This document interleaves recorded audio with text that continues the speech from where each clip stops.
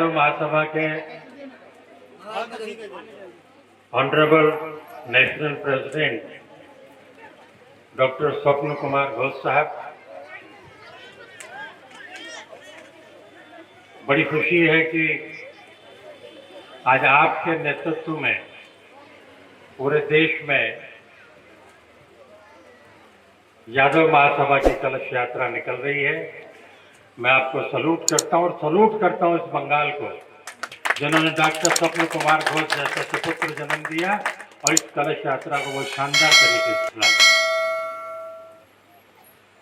मेरे साथ आए हुए फिल्म एक्टर, डायरेक्टर, प्रोड्यूसर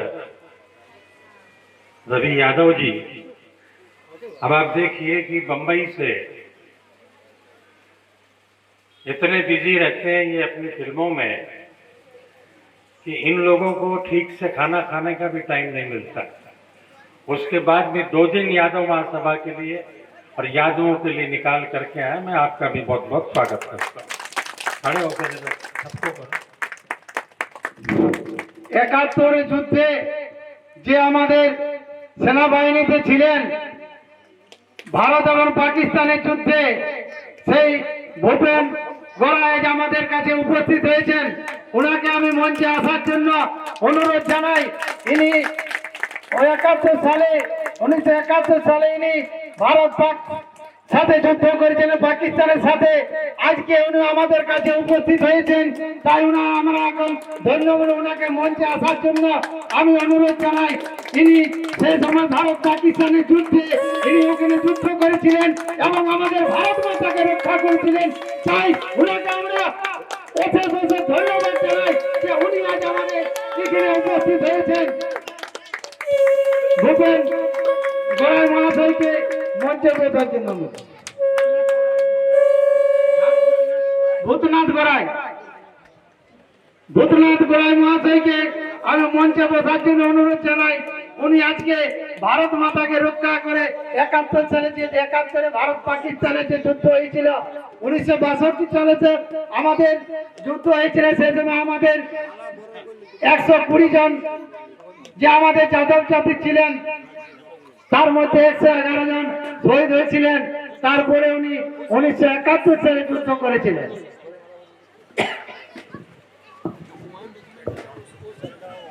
बड़ी खुशी की और शान की बात है कि जिस रजांगला युद्ध की को जन जन तक पहुंचाने, उस शहीदों की कथाओं को जन जन तक पहुंचाने के लिए कलश यात्रा निकाली जा रही है। उस समय के वीर योद्धा बुद्धनाथ जी भी हमारे बीच में है। मैं आपका बहुत बहुत स्वागत करता हूं।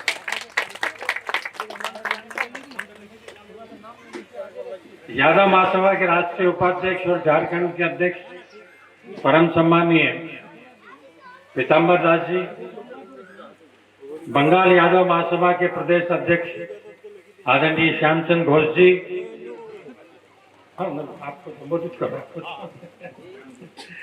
और झारखंड की महिला अध्यक्ष मीरा रॉय जी,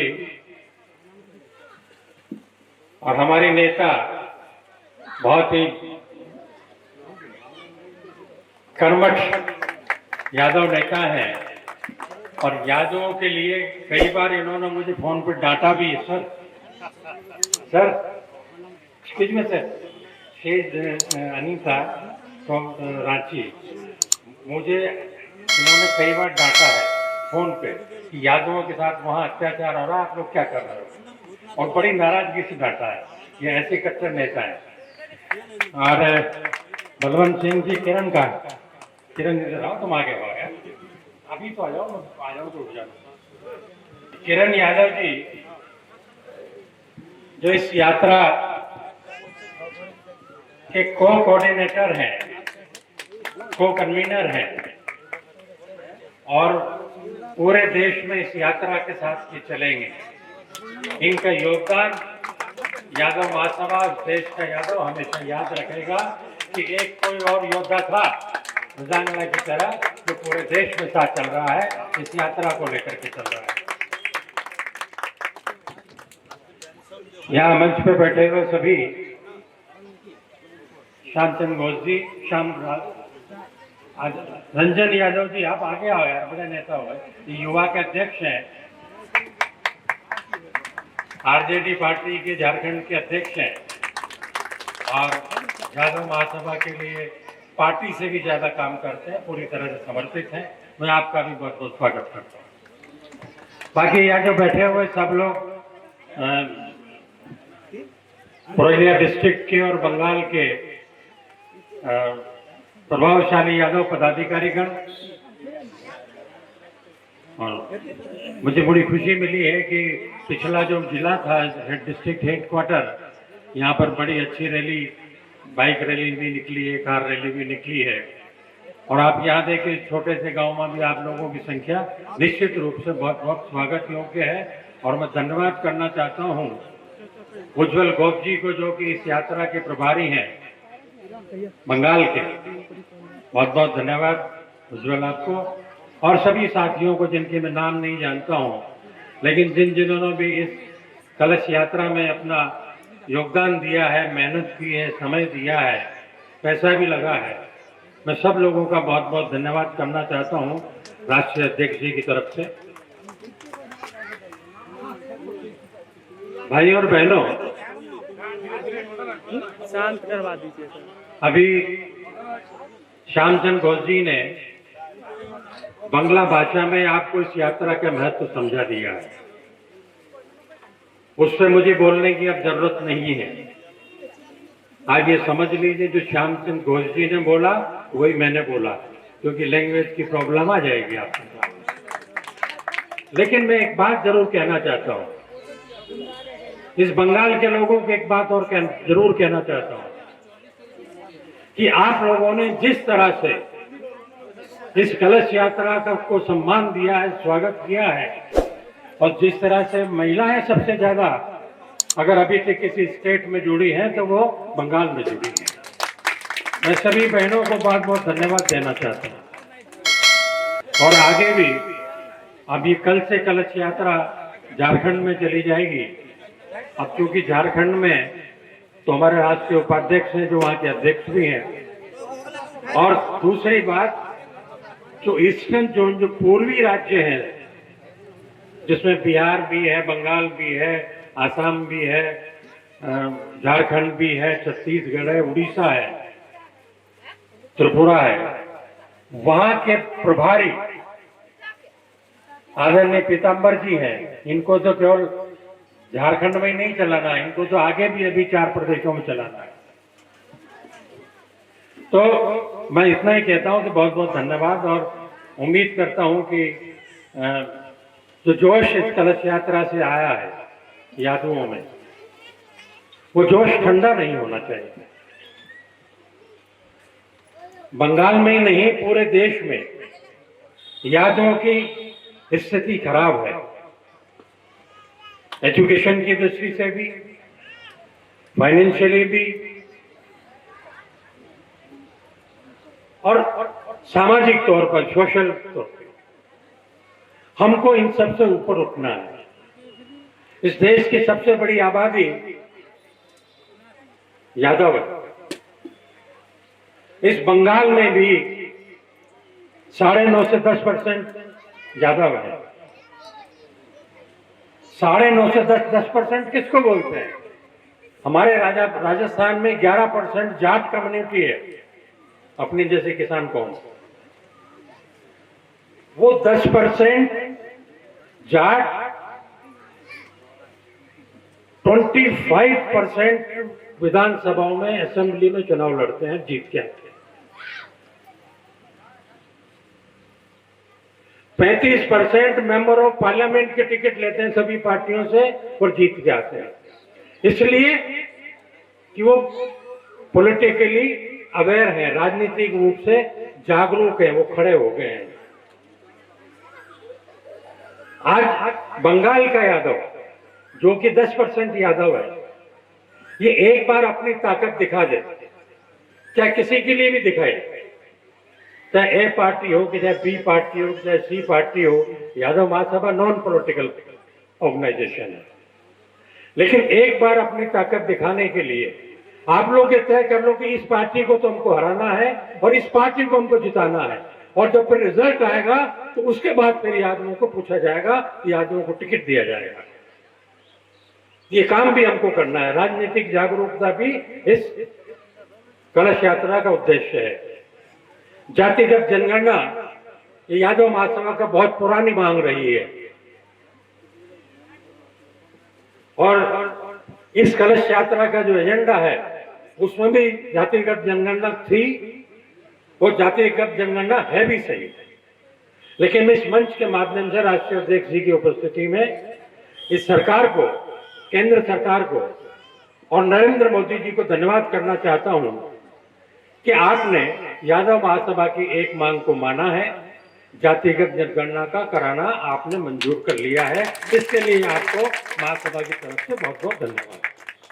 लेकिन मांग जारी है, इसका कारण यह है कि सारा का सारा काम ईमानदारी से होना चाहिए हमारे यादवों में, और ये काम हमारा भी है, सरकार का भी है।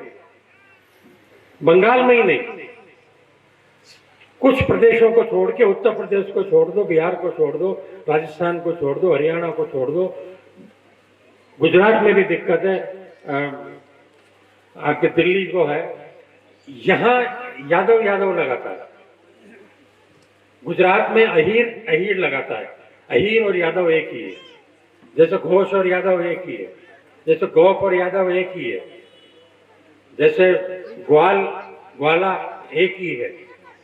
तो बेहरा उड़ीसा में तो अनेक प्रदेशों में, आपके बंगाल में भी कई नामों से यादव अपना सरनेम लिखता है और रेवेन्यू रिकॉर्ड में लिखता है।